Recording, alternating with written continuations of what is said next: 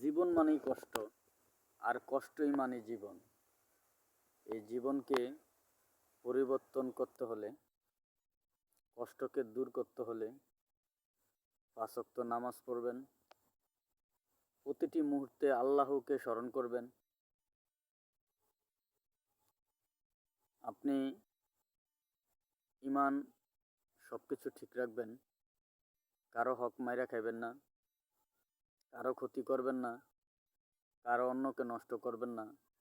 যদি আপনার সামর্থ্য থাকে, অবশ্যই আপনাদের আশা থাকতে হবে যে আমি একবার হলেও আল্লাহর মাটিটা ফাটিয়ে আসবো, সৌদি আরব থেকে হজ করে আসবো, মক্কা মদিনা ফারিয়ে আসবো, জাকাত আদায় করব, ফেতরা দিব।